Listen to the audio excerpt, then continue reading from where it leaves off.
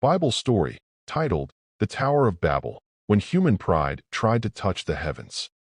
Long ago, not long after the great flood that covered the earth in Noah's time, the world was still young, peaceful, and filled with promise. Humanity was united, not just in purpose, but in voice. The Bible tells us that at that time, all the people of the world spoke the same language and used the same words. Genesis 11 verse 1. There were no barriers between nations, no misunderstandings, no translation needed. Every man, woman, and child understood one another perfectly. They worked together, dreamed together, and built together. Their unity was their greatest strength, but soon, that same unity would become the seed of their downfall. As people multiplied and moved from one place to another, they journeyed eastward.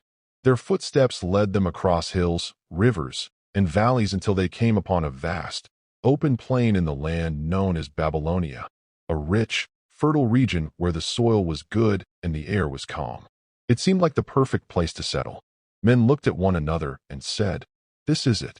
Let's make our home here." And so they did. They built tents, planted crops, raised families, and began to organize themselves into a growing community. But as their settlements expanded, so did their ambitions. One day, perhaps under the bright sun or during an evening conversation by the fire, someone suggested an idea that would change the course of history. "Let's make bricks and harden them with fire," one man said. "We have no stones here, but bricks will do even better." It was a practical idea at first. Bricks were easy to make, and could be used for mortar.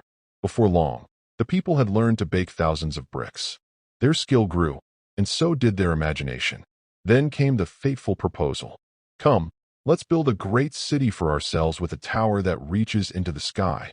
This will make us famous and keep us from being scattered all over the world." They wanted to create something that would make them known for generations.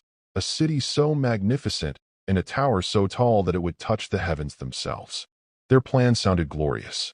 But hidden beneath their enthusiasm was a heart of pride, a desire to make a name for themselves rather than glorify God. Brick after brick, the tower began to rise. It became a marvel of human engineering, wide at the base and narrowing as it reached toward the clouds. People came from far and near to join the project. Every man had a task. Some molded bricks, others mixed tar, and many carried loads upon their shoulders. The sound of hammers, laughter, and voices filled the air. The people were proud of their unity and progress. They believed nothing could stop them. But high above, the Lord looked down from heaven and saw what the people were doing. The Creator who had once commanded Noah to build the ark now saw mankind